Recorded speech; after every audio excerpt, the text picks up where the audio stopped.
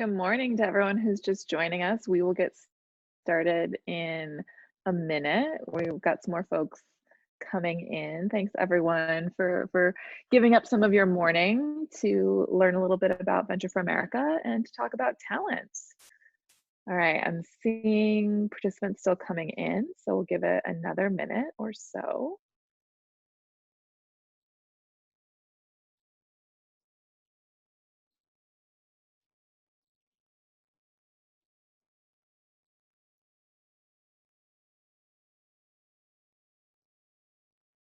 All right, I'm gonna get started, and as folks come in, they will join the conversation. But welcome everyone.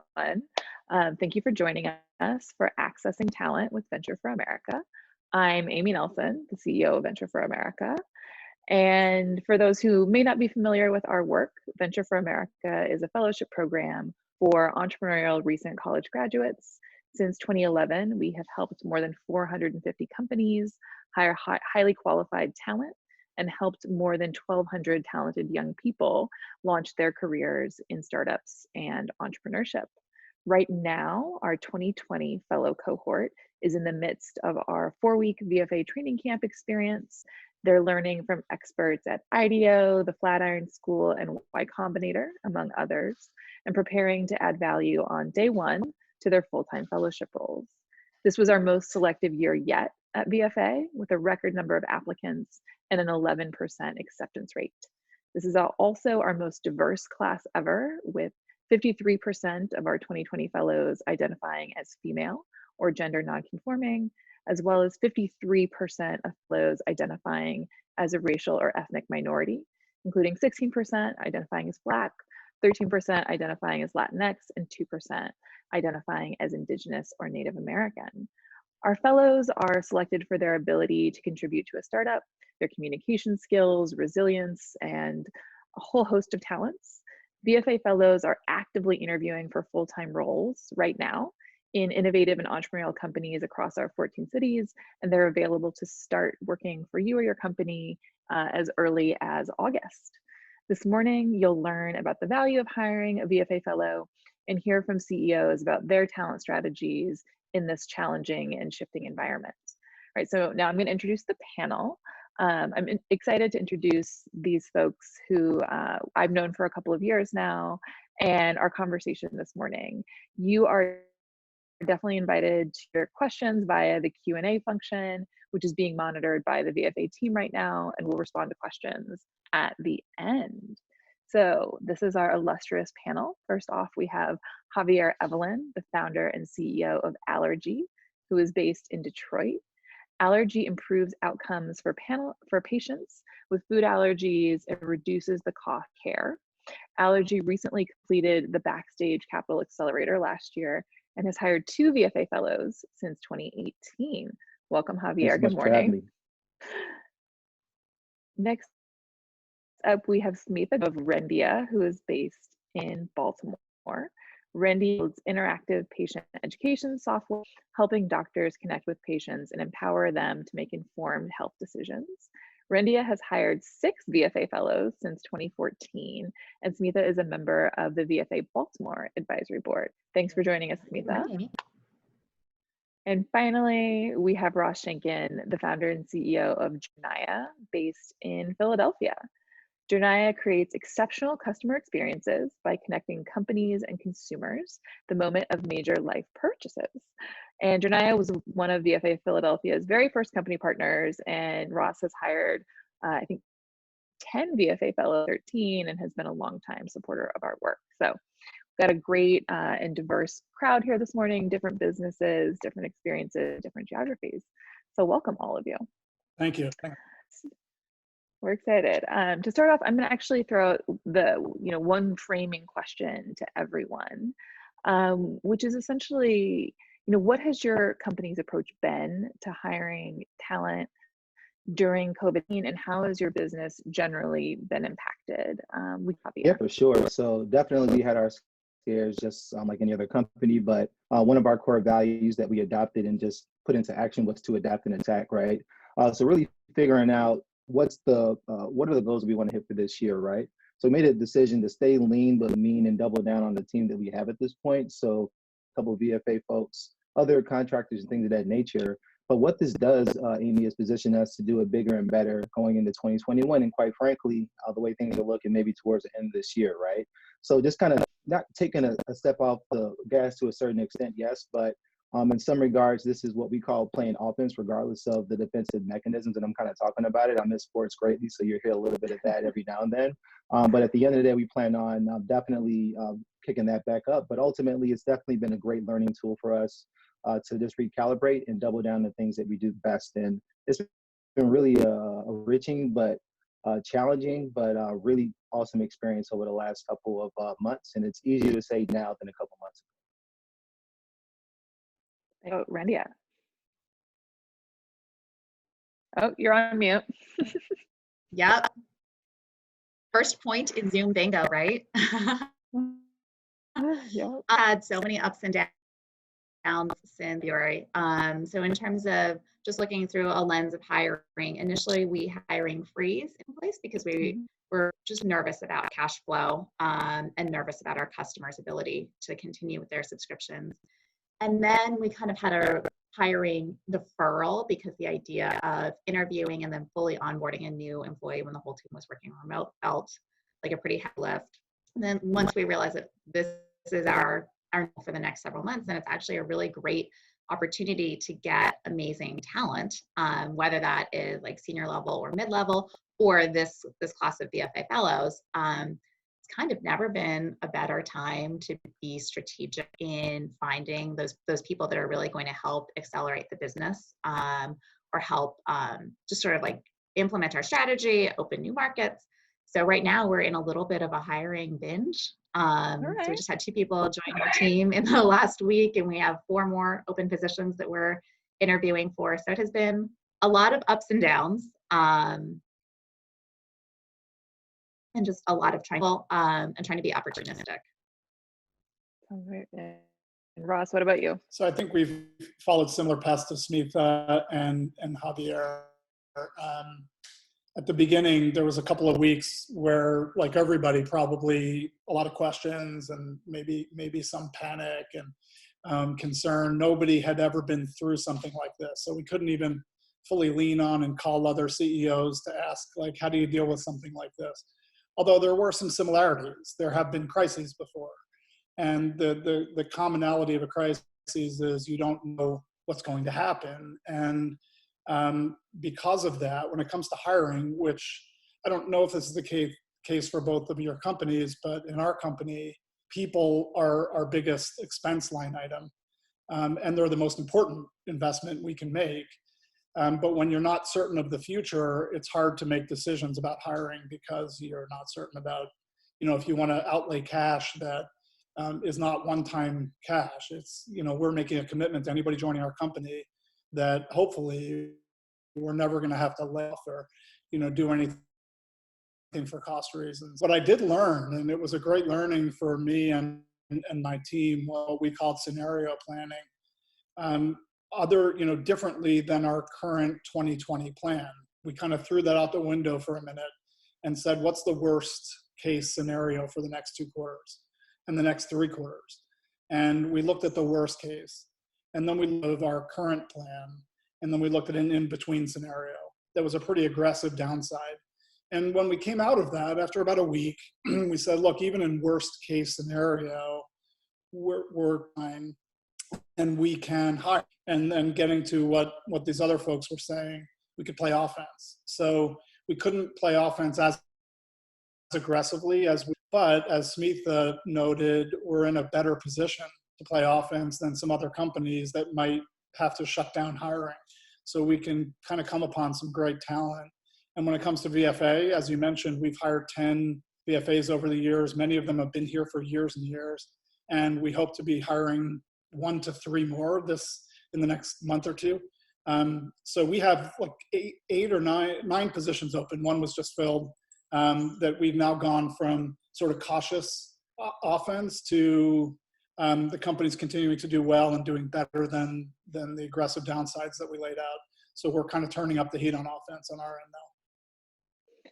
So super interesting. You know, we've obviously seen layoffs in certain segments, but only about 2% of VFA fellows have experienced layoffs in the last few months, which I think speaks to the resilience of the companies that we're working with, as well as, you know, the future-proof skills that our fellows bring to the table. And really interesting, you know, that none of your companies are having to deal with that. And if anything, some of you are turning up the heat, which is exciting. Ross, I'm going to stick with you. And I want to hear kind of how you think about entry level talent versus hiring more experienced talent. For you, when is it better to bring someone onto the team who's sort of green but eager to learn versus someone who you don't have to put that same investment into training? Yeah. So it's a really good question. And, you know, I turned the clock back to 7, 8 years ago now when I first met VFA. And it was back when Andrew Yang had just VFA a while back, and met with him in Philadelphia. And I was talking with you about this last week as we were prepping for this call. It was like, it seemed a little sketchy. There hadn't been anything I had ever seen like this, a nonprofit that's trying to connect would-be entrepreneurs with companies. But I would have gone through something like VFA. So it caught my interest. I had the discussion, and it led to this incredible history now of 7 years of 10 VFA folks and more to come. The is still here, and he's on my executive team now, and he's grown a lot and matured a lot. And so we've had such a good experience that my thoughts about hiring somebody right out of school, you know, have changed because of VFA. And, you know, I have to caution that statement with, you know, the VFA, I call them kids, I shouldn't. The VFA people, fellows, are incredibly impressive. I mean, just to get into the program, I've been part of selection days and things like that. It's an incredible group of people who are committed to wanting to be entrepreneurial. That you know, filter coming out of school might not be right. They might be too green. They might not have the fire to really want to, you know, have the grit to be at a startup or a growth. What we look for is somebody who's got that desire and that grit, and certainly the skills and competencies and talent that they've developed over their lifetimes.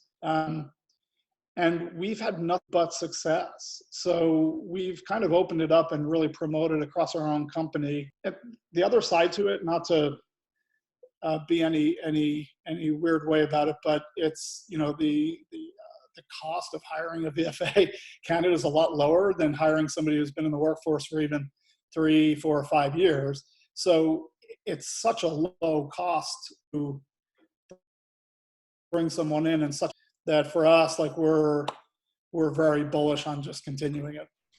I promise I didn't pay Ross to say any of these things.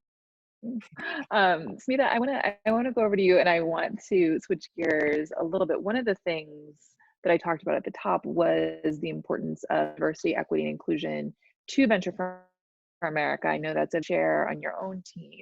Can you talk a little bit about how your company ensures that you are building diversity? Yeah, I think it's an ongoing commitment. And this is one of those things that no leader can feel like, okay, I built a diverse team, we've hit these check boxes, and now we're done. So for us, I think it's really about what we're doing right now is trying to foster very broad support for the importance of diversity in the workplace. So as a company, we have been doing a lot of anti-racism work and reading. Club, and we just finished our first book and we're starting our second.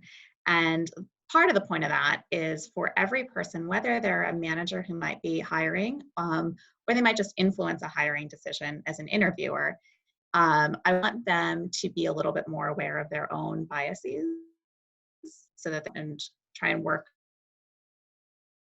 around them on a few things. And I think, you know, this work, but one of the things we did several years, stopped paying employees referral bonuses for bringing talent, because I had done a workshop with someone who suggested that you end up with a lot of the same. So if you're company kind of looks a certain way and is imbalanced, either racially or on the gender front, like paying your employees to send their friends over is probably not going to help you improve that situation. And then I think you can also be really thoughtful about where you're sourcing talent from. And so for us, that is tapping into some of the HBCUs that are, local to Baltimore or in Maryland. And then I think that that's where now VFA, that pool of fellows, is just naturally extremely diverse. So if you do nothing else, by looking at this pool of fellows, you will probably buy your workplace if that's something that you're focused on as a leader right now. Thank you. So I'm going to switch gears and talking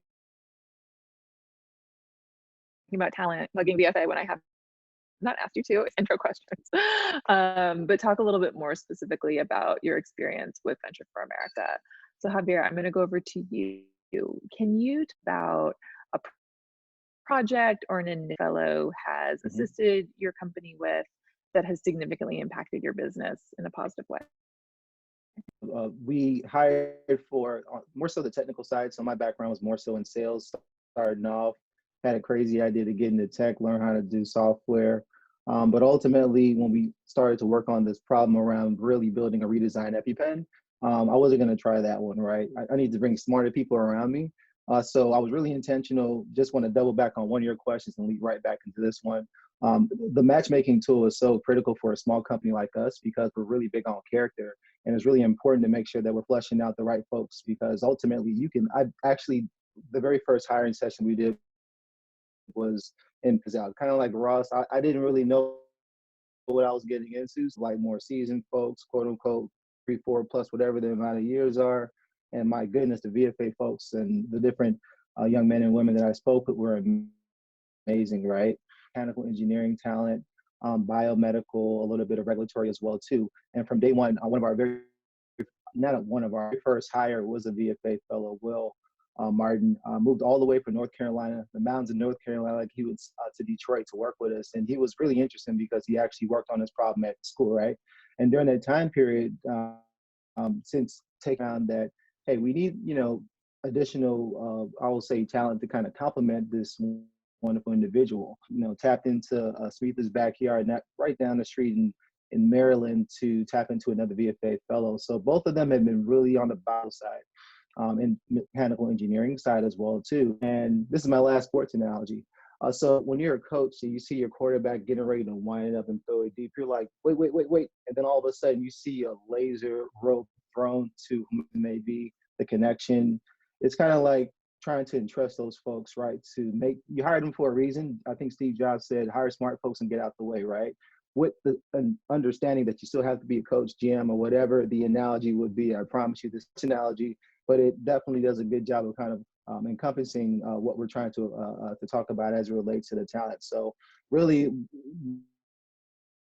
we were fortunate, huge pool of mechanical engineers, but in the last couple of years was really, really impressive talent that I don't know outside of other organizations kind of doing some similar work that we would have access to it.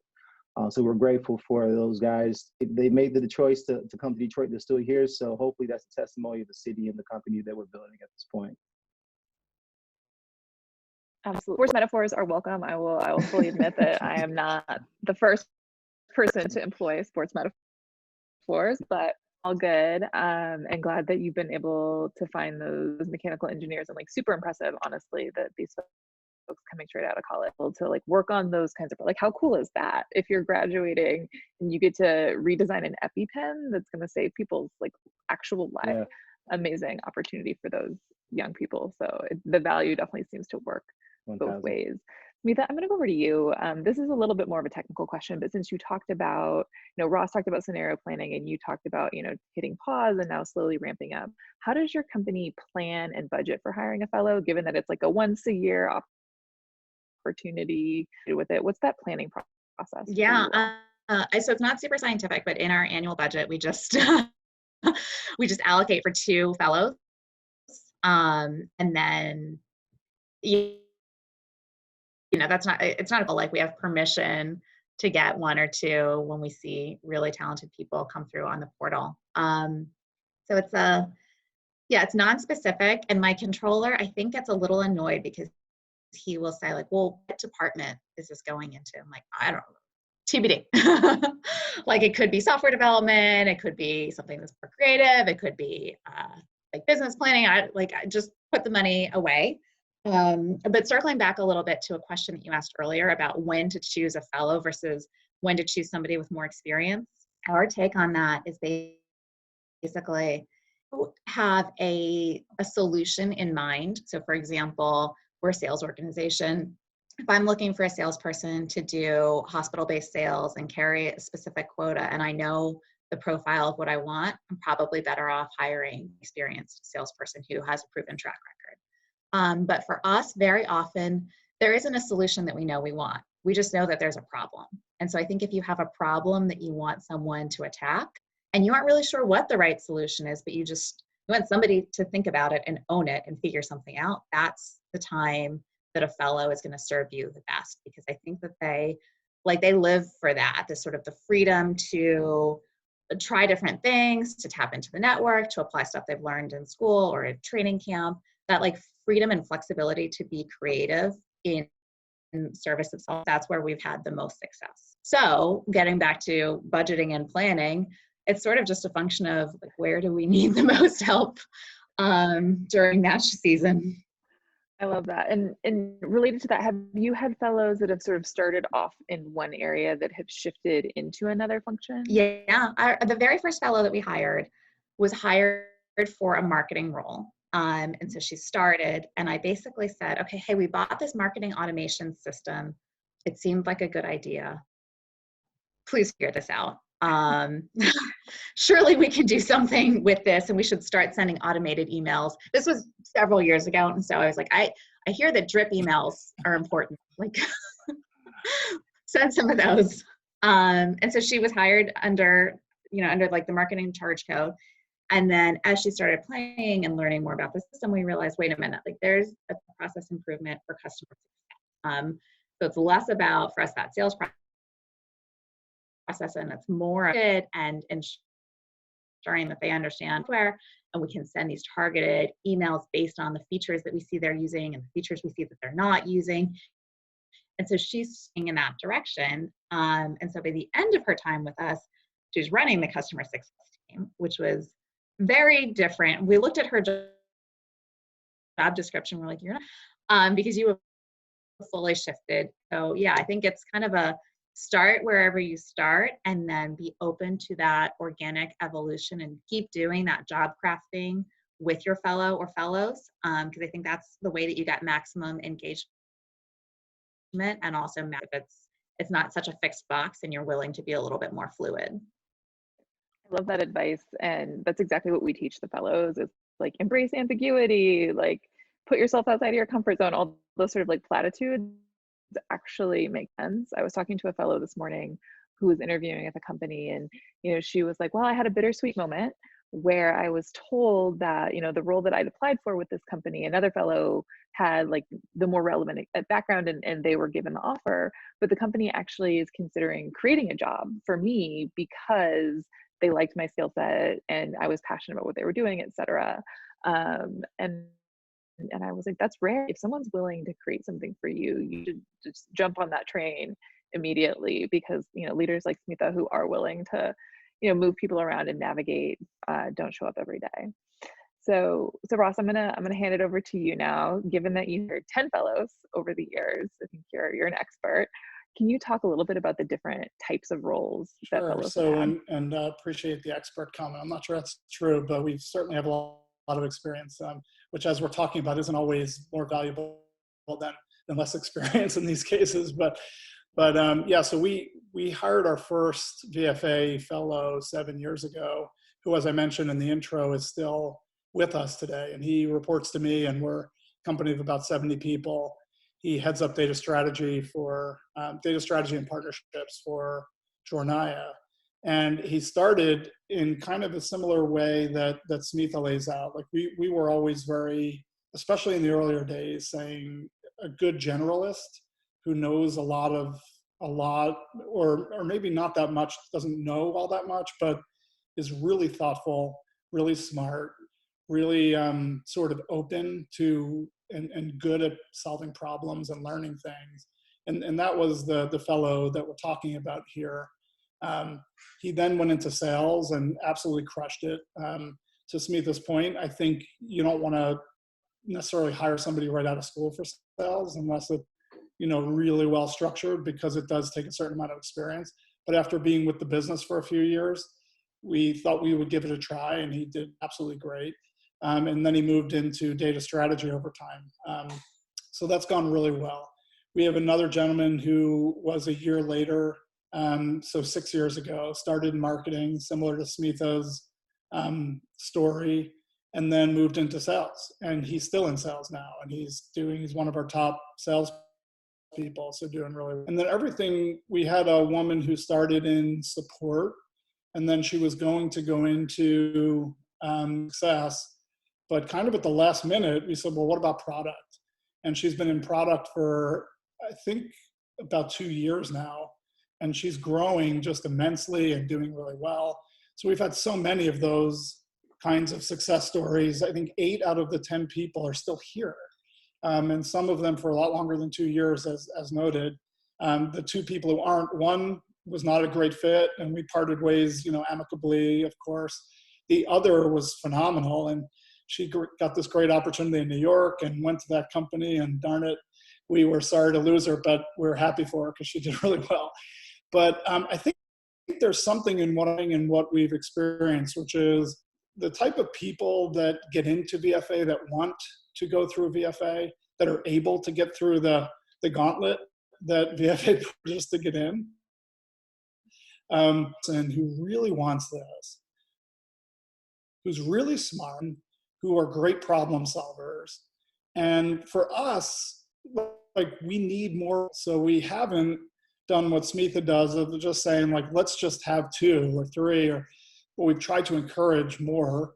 And when we budget for roles, we're always encouraging every hiring manager to say, hey, what about VFA? Because we can see the great track record we've had, and it never has failed. Even the one that didn't work out, it wasn't bad, it just didn't work out. And that's 1 out of 10.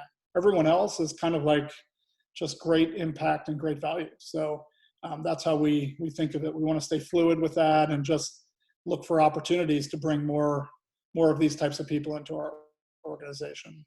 Has that changed at all as you've grown the company? Because now you're 70 employees, about 10 years of operations. Like, that's very different from Javier, who's a little bit earlier on. Has your approach to talent generally changed, and then maybe VFA as part of that? Yeah, so like our approach has not changed in the sense that we would love more VFA fellows because of everything I just mentioned.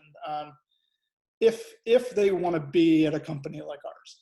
So that's the only thing that's changed. We didn't realize at first that as we became 30 and 40 people, and now 60, 70 people, that the experience for them is different than it was for the candidate themselves. So, and we weren't trying to hide that, but we didn't think of it. And what we found in some of the later years is that we needed to talk about that, because we needed to make sure, just like any candidate coming into a company, that they know what they're getting into and this is what they want. Not to sell our company too hard, and be real about what it is now. So there's more opportunity for a VFA fellow coming in now in some ways. There's multiple departments, there's more certainty of different directions you could go over time.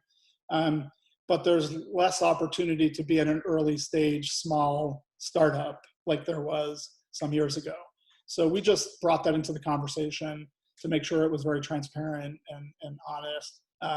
But our approach, or our desire to bring people like VFA fellows are into our organization hasn't changed. We've had great success when we were small and early stage, and also now as a later stage.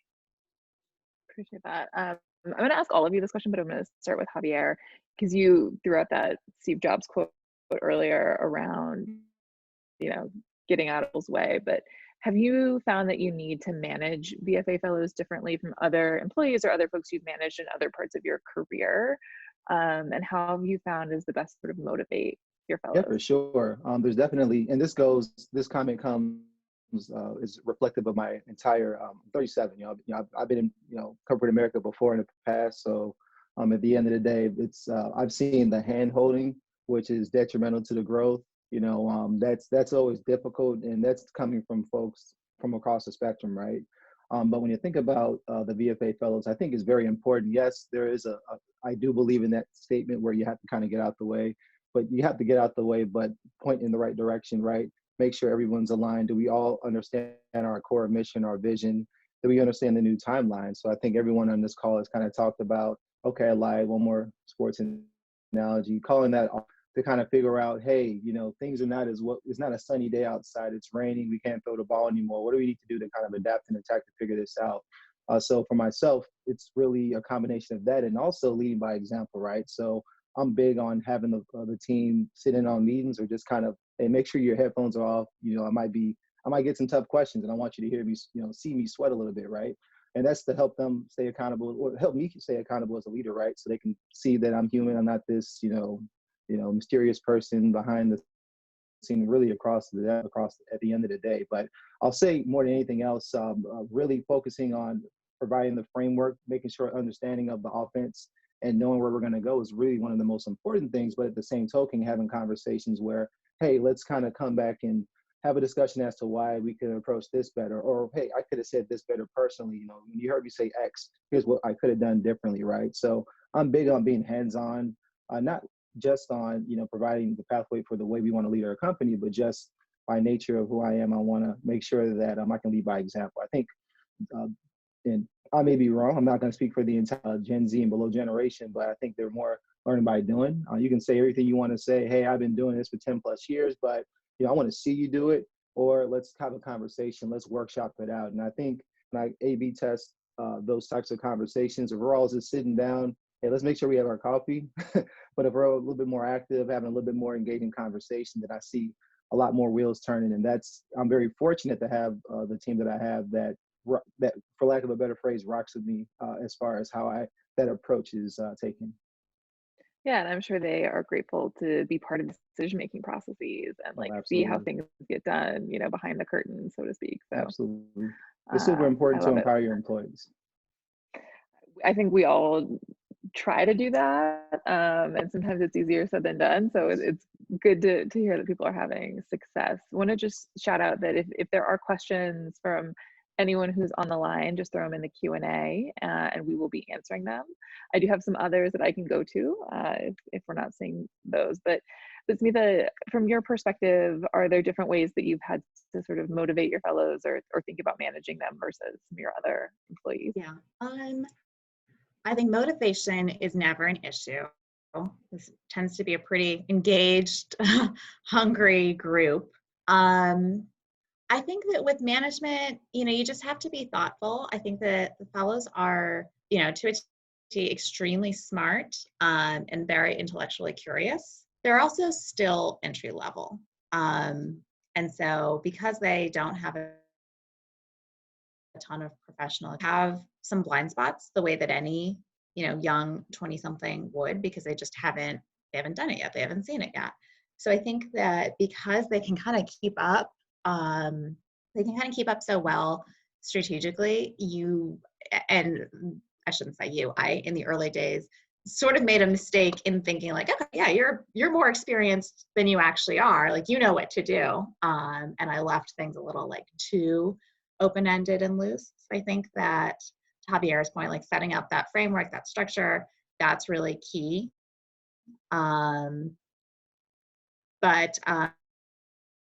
I think, just specific, and think of this as a extremely smart, but likely fairly inexperienced hire, and you'll be fine. Right on, Ross, I'm going to go to you, but I want to layer on, since you have been really successful in retaining folks after their fellowship, how have you been able to incentivize them? Because a lot of these fellows join and they want to start their own companies, but you've managed to keep them on your team. How have you done that? Well, like Javier, my background was in sales, so I'm selling every day. but I think more seriously, it's like you need two things to be successful. And I actually I have told VFA candidates this along the way, because they're so talented to a person. And I hate to put a compliment on the whole group, but it really is every single one I've met is talented, hungry to grow, to learn, to start their own businesses. A lot of them, maybe not all of them, really will ultimately want to do that because it might just not fit with what they thought at 22 years old. But a lot of them, that's how they're oriented. And so you have to have an environment where your company is growing, because in a growth, there's all kinds of problems to be solved. And so, you solve the marketing automation tool thing. There's got to be other things. And that's what generally this group wants. They want more. They want to learn more. They want to grow. They want to get promoted. They want to learn in part, I think, because they start their own company someday. They want to get a more education. So like one of the things we've talked about and we've kind of done informally, I would like to do it more formally, is make sure that we're kind of looking after this group, not just the VFAs, but anyone in that sort of category of less experience, and look at paths for them and put a lot more into career pathing that helps create not just, is it good today, but this is where I'm headed. And I'm in sync with management on that.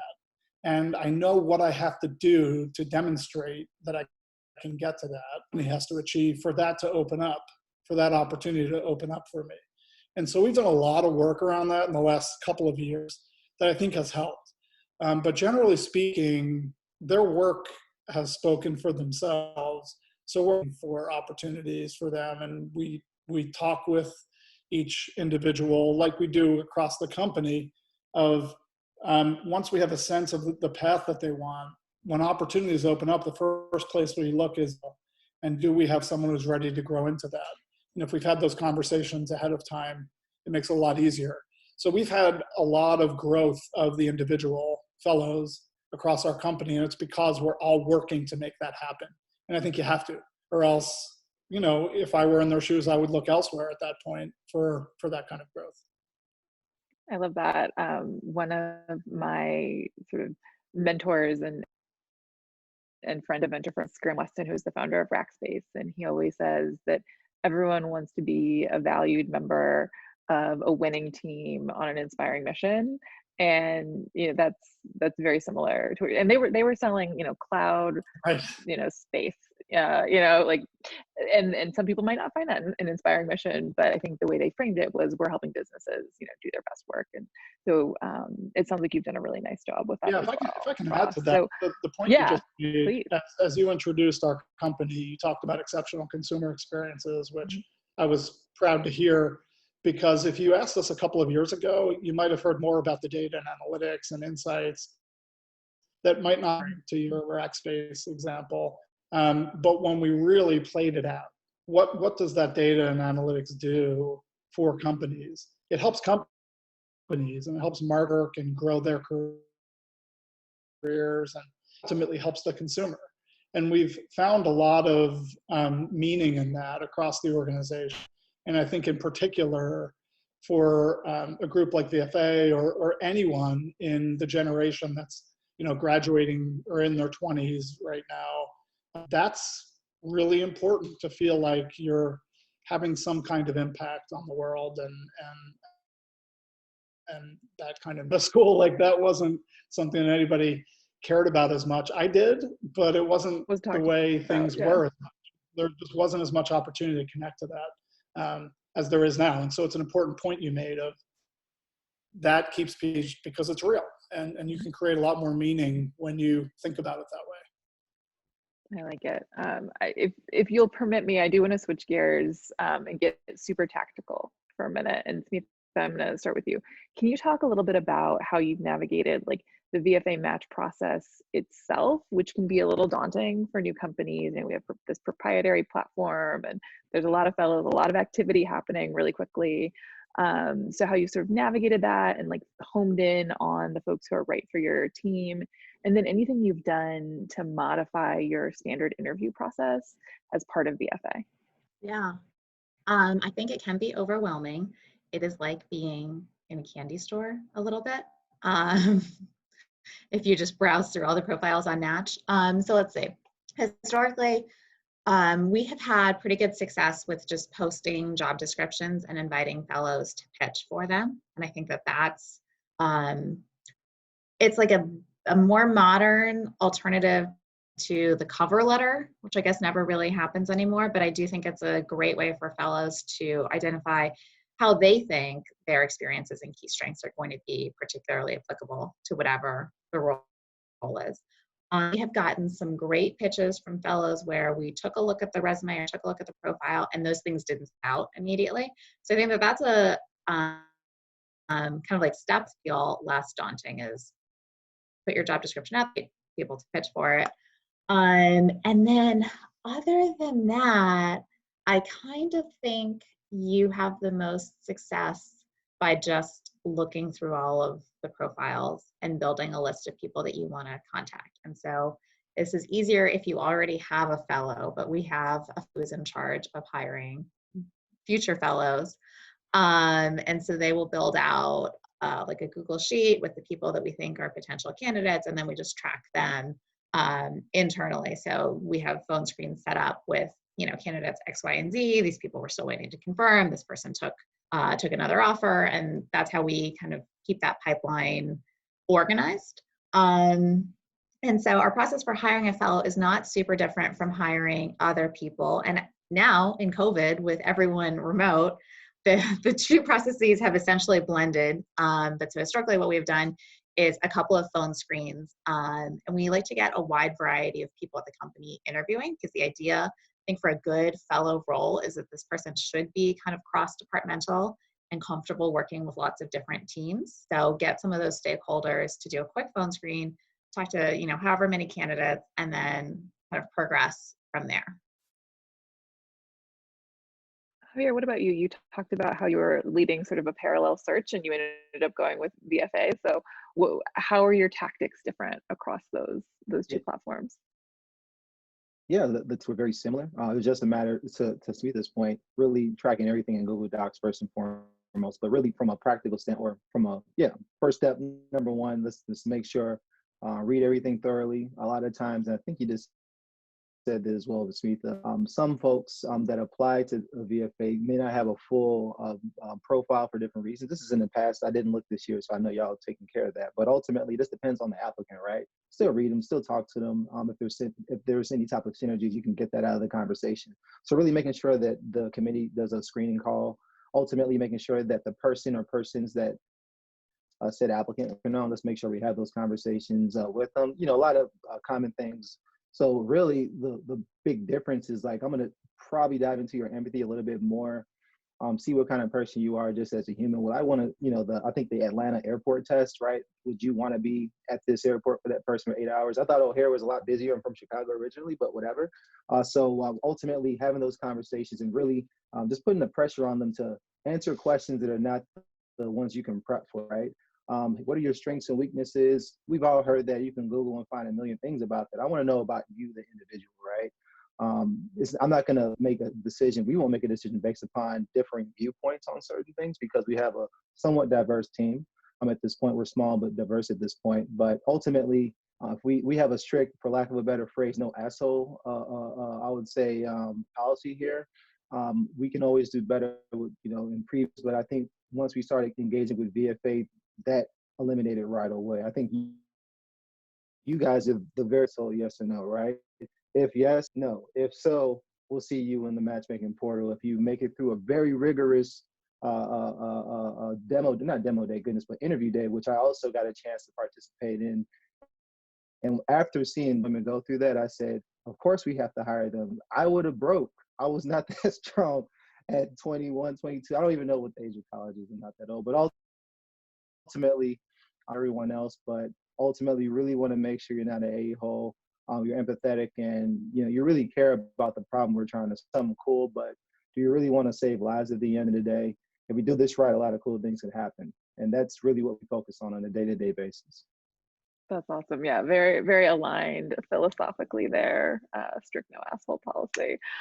We are getting some questions in the chat and in the Q&A, so I'm gonna switch over there. The first one I'm seeing in the chat is it a requirement for the VFA company who wants to hire a fellow to be based in one of the Venture for America cities? I'll go ahead and take that one. Generally speaking, yes, we want our fellows to be living and contributing economically to the 14 cities where VFA works. Those cities are all on our website, but I will also attempt to name them right now. We have Baltimore, Philadelphia, Charlotte, Miami, New Orleans, Birmingham, San Antonio, Cleveland, Columbus, Cincinnati, Detroit, Kansas City, Pittsburgh, and St. Louis. I think I got them all. If I missed one, I apologize. This year, we are taking a slightly different viewpoint. So historically, the city or the company has typically been headquartered in the Venture for America city or has a very significant secondary office. This year, we're open to some exceptions, just knowing that like hiring is down for about 68% year over year. And we want our fellows to have great opportunities.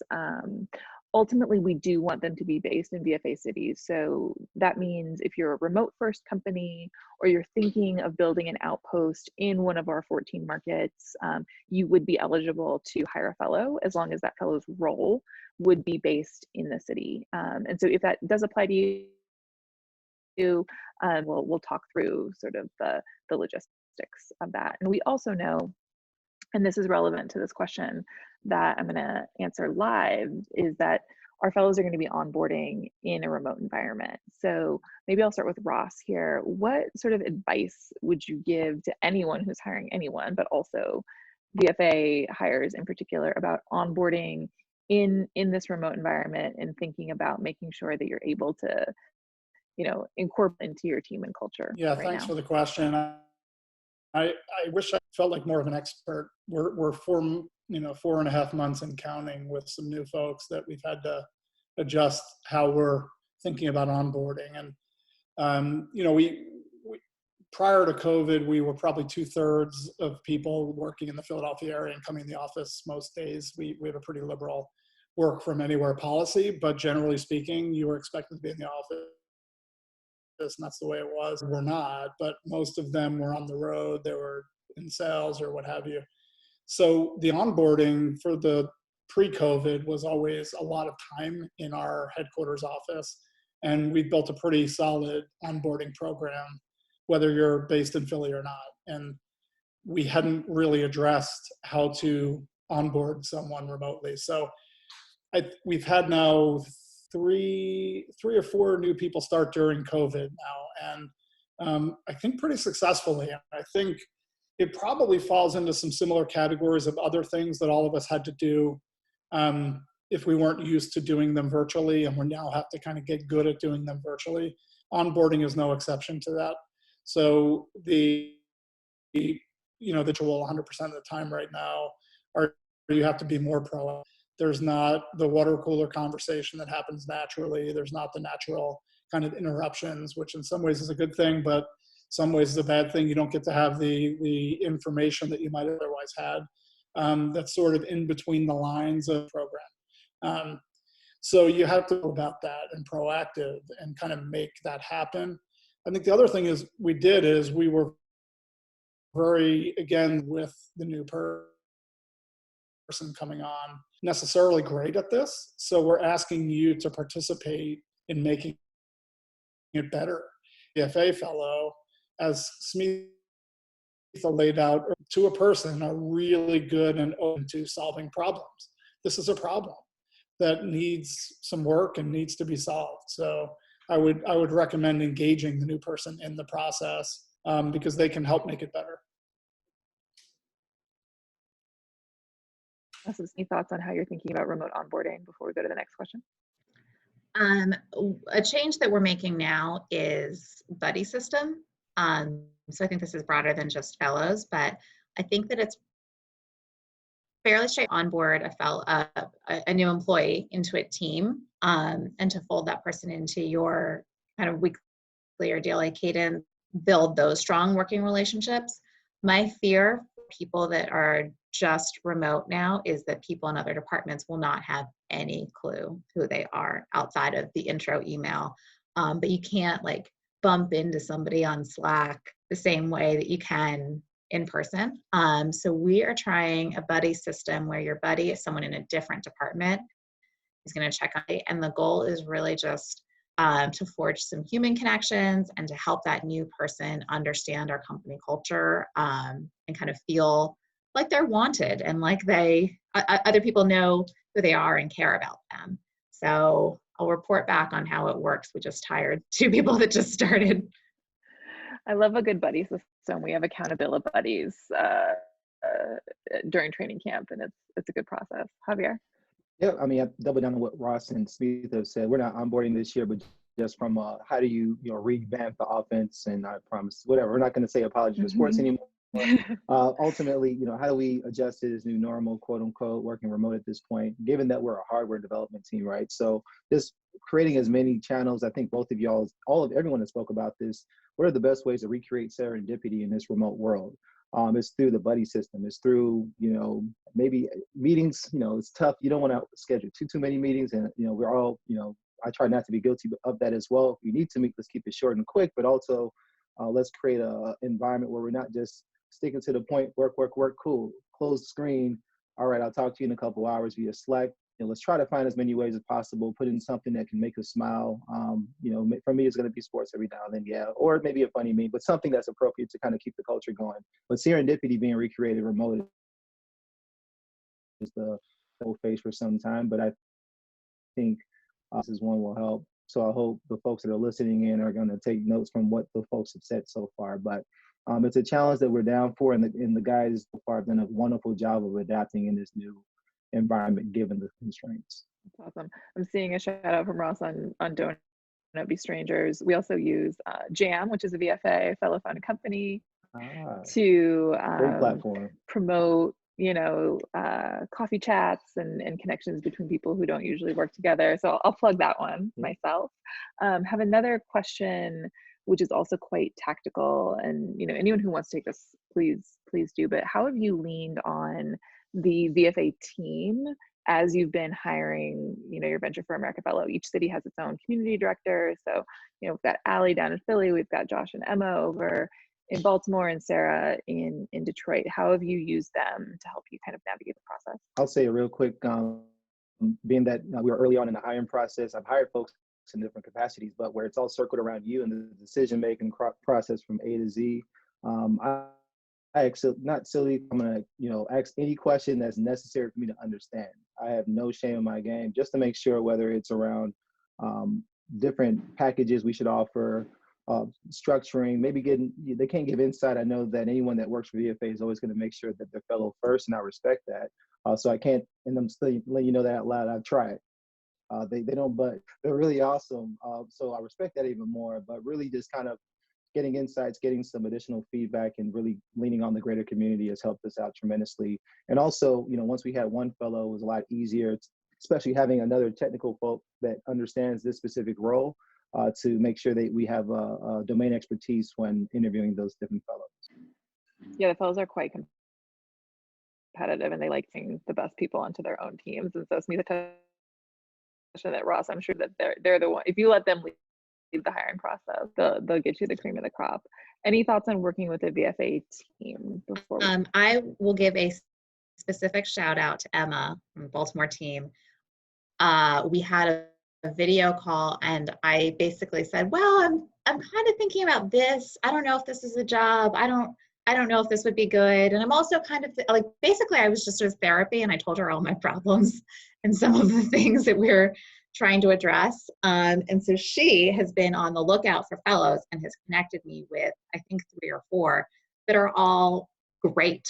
And so she sort of said, like, I was thinking about the semi-job that you were talking about a couple weeks ago. I don't know if you're into this person, but I think that they might be a good fit.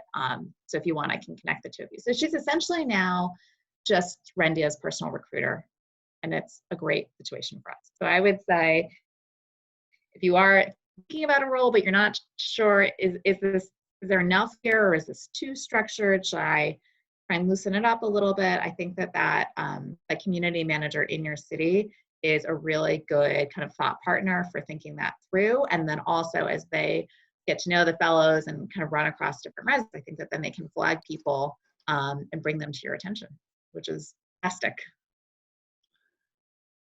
Yeah, so I would just add, love the sports analogies and love the no shame in my game. I've never heard that before, so I think that's a key one. We lean on Allie for anything and everything, and her team in Philly. Similar to Smitha's experience, we also have some candidates who started with a different company right out of the program, and then either it didn't work out as well as they had anticipated, or they were there for a little while and then came over to us after. So sort of the alumni network is also something to think about as people are looking to grow, because, and they have some experience under their belt too, which is even in some ways. And Allie's been very helpful with that, because they're not always kind of part of the fellow match situation, but we're still really interested in talking with them. So it's, the other thing, as you mentioned, Amy, fellows want to get team members onto their team. They're also phenomenal ambassadors. They're the best ambassadors for our company, then they're better than we are. So we like to get the gang, talking with potential fellows, because they'll, assuming they're happy, which hopefully most or all of them are, they're gonna talk about their experiences in a really positive way. And that's when I add one last thing, a quick shout out to Sarah Kraft out of Detroit. She's done an amazing job. It was the most diverse, I would say, cohort we've ever had. We've done great jobs in prior years, but it was just phenomenal. There were 3 Javiers in the class. You understand, I've been the only Javier in my class my entire life. And I had 3, I thought I was in Inception. It was amazing. Love it. That's true. We had a high point of Javier's last year. I think we might have 2 this year. We're gonna wrap with that. I'm gonna welcome my colleague Kate up as well, just so folks can be in Kansas City and St. Louis. But Javier, Ross, Smitha, thank you all for taking an hour out of your day to share your experiences and to be VFA fan people. We appreciate it. For anyone on the line who is interested in hiring a fellow, we are continuing to onboard new company partners for our 2020 cycle. We're actually going to have a big hiring event mid-August. So there's definitely still time to hire this year. We're at about half the class is placed, and a lot of folks are getting very close to placements, but we have some really great folks who are still looking for their opportunity. We're going to be doing another webinar next week that's going to be a little bit more tactical in nature about maximizing your match experience. And please do reach out to Kate or myself if there's anything we can do. And hope that you all are able to find some great talent with us. So thanks again to the panelists, and appreciate everyone who joined us today. Have a good one. Thanks, Amy. Thanks, everybody. Thank you. Stay safe, everyone. Have a great day. Cheers.